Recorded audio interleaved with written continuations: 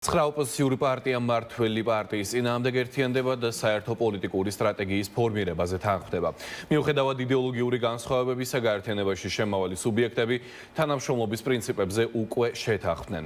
მათი განცხადებით ალიანსი პროდასავლური ჯგუფებისთვის ღია რჩება და უახლოეს პერიოდში საერთაშორისო აქტივობებსაც გეგმავენ, მათ შორის ვიზიტს ამერიკის შეერთებულ შტატებში. ერთიანებასთან დაკავშირებით კი თანამშრომლობას გამორიცხავენ პარტია გახარია საქართველოსთვის წარმომადგენლები. ყოფილი პრემიერის გუნდი მიუთითებს, რომ ნაციონალურ მოძრაობასთან კავშირი მათთვის მიუღებელ წითელ ხაზად რჩება.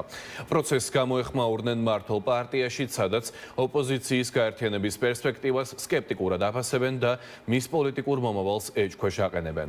ოპოზიციაში კი მიაჩნიათ, რომ კოორდინირებული მოქმედება მმართველი გუნდის დამარცხების მთავარი საწინდარი გახდება. დღეს ამ თემაზე მერაბ პაპაშვილი მუშაობს და ოპოზიციის გეგმებზე ისახლა პირდაპირ ეთერში საუბრებს. მერაბ, მოგესალმები და გისმენთ.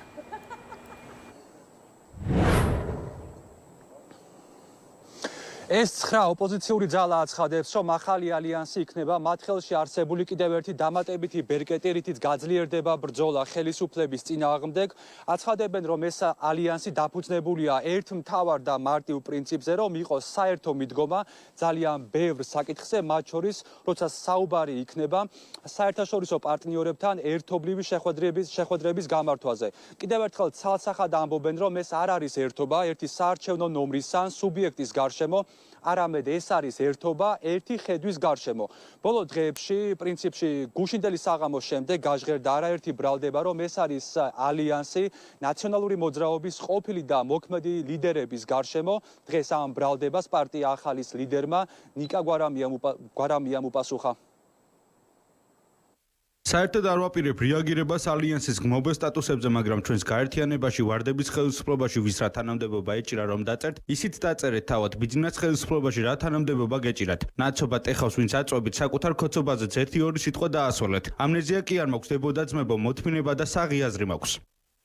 ეს არის მრავალფეროვნების ერთობა.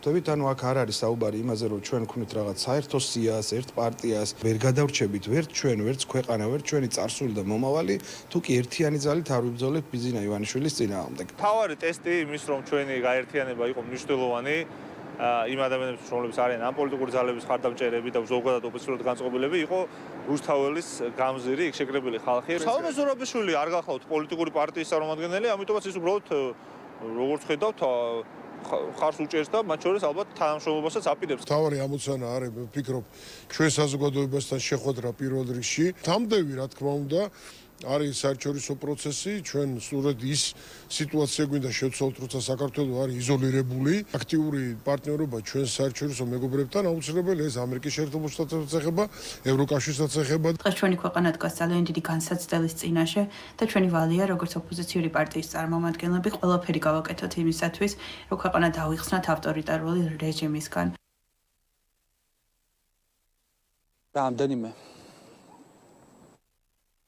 ამ ალიანსს ამ დრომდე არ უერთდება კიდევ რამდენიმე ოპოზიციური ძალა, მათ შორის ჩვენ დღეს ვესაუბრეთ პარტია ხალხისთვის ლიდერს ანა დოლიძეს. ის ამბობს, რომ მისთვის მიუღებელი აღმოჩნდა იმ ადამიანების ფასეულობები, რომლებიც ახლა შეიკრიბნენ ერთი სამუშაო მაგიდის გარშემო. ანა დოლიძე ამბობს, რომ მას საკუთარი თავი ამ ერთობაში ვერ წარმოუდგენია. რაც შეეხება პარტია ლელოს, ხაზარაძე ჯაფარიძის გუნდში ამბობენ, რომ ისინი ამ ეტაპზე არჩევენ ბრძოლის დამოუკიდებლად გაგრძელებას და რომ მათ შორის გამოსავალს ხედავენ უფრო მეტ მრავალფეროვნებაში ოპოზიციურ ფლანგზე. რაც შეეხება პარტია გახარია საქართველოსთვის გუნდის წევრებს, მათ დღეს კიდევ ერთხელ თქვეს, რომ წითელი ხაზია ნაციონალური მოძრაობა და კიდევ რამდენიმე ოპოზიციური ძალა, რომლებიც გახარიას გუნდის მტკიცებით შემოქმედები არიან 4 ოქტომბრის აქციის. კარგია, რომ ის ხალხი, რომელიც ირჩევს და მისდევს ნაციონალურ მოძრაობას, იცოდეს, რომ მათთვის არის ეს ადგილი არსებობს. თუმცა, რა შემადგენლობაც იქ დავინახეთ, ჩემთვის პირადად, ჩემი მხარდამჭერებისთვის, ჩემი ამომრჩევლებისთვის ეს არ არის ის წრე, მაგალითად, რომლის ფასეულობებს მე გავიზიარებ. თუნდაც სასამართლოსთან დაკავშირებით.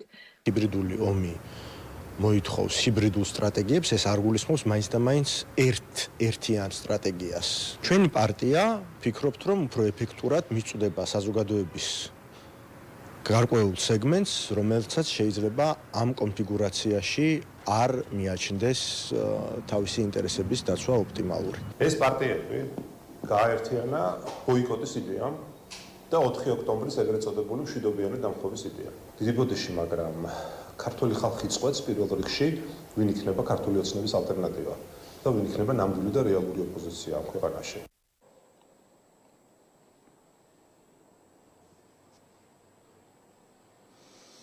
ეს 9 ოპოზიციური ძალა ამბობს, რომ მათი ერთობა ეს არის იმ ადამიანების დაკვეთა, რომლებიც 400 დღეზე მეტია მართავენ თბილისში საპროტესტო აქციებს და ფიქრობენ, რომ ამგვარი ერთობლივი მიდგომით მთავარი მიზანი, რომელიც მდგომარეობს ხელისუფლების შეცვლაში, მიღწეული იქნება.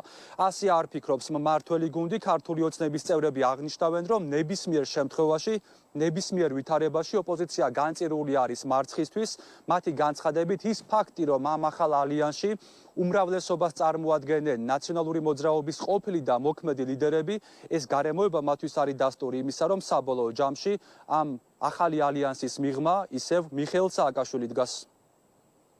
ისინი არც იმ დაშლის ვითომ და დაშლის პერიოდში, არც ერთად ყოფნის პერიოდში არასდროს უარყოფდნენ იმას, რომ ლიდერები იყვნენ ნაცმოძრაობაში. იქით სალომე ზურაბიშვილი საერთოდ აღარ ახსენებენ. იქით ლელო და გახარიას პოლიტიკური პარტიები გვერდზე დარჩნენ თითქოს და ამ ხნის განმავლობაში არასდროს უთანამშრომლია. და აი ამით ცდილობენ გარკვეული პლურალისტური გარემოს შენარჩუნებას. გამახსენა ბიბლიური შეგონება მიწახარ და მიწად იქეც. დაუბრუნდნენ თავიანთ ბუნებრივ წიაღს, მოჩვენებითი წარმოდგენა, რომ თითქოს ისინი გასული იყვნენ თავიანთი დედა პარტიიდან, ნაციონალური მოძრაობიდან, სალომე ზურაბიშვილიც ზემოდან, როგორც იტყვიან, მამალივით წააკლეს, მაგრამ ასეა, ფაქტია, ეს ადამიანიც კიდევ ერთხელ შეიძლება სხვანაირად პოზიციონირებდა, მაგრამ იდეოლოგიურად სწორედ აი ამ დიდი კოლექტიური, თუ შეიძლება ასე დავარქვათ, ნაციონალური ოჯახის წევრი აღმოჩნდა.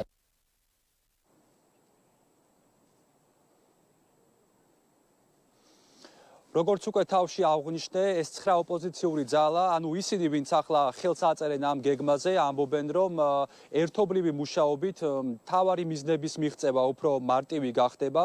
და მიუხედავად იმისა, რომ ამ დრომდე ცალკეული ოპოზიციური პარტიები ერიდებიან ან არ ჩქარობენ ამ ერთობაში შესვლას, მაინც ამბობენ, რომ კარი ერთობის რჩება ღია და ვისაც მოუნდება იმ პროდასალურ პარტიას, ვისაც ექნება მიზანი ხელისუფლების შეცვლის, ეპატიჟებიან ამ ერთობის შიგნით.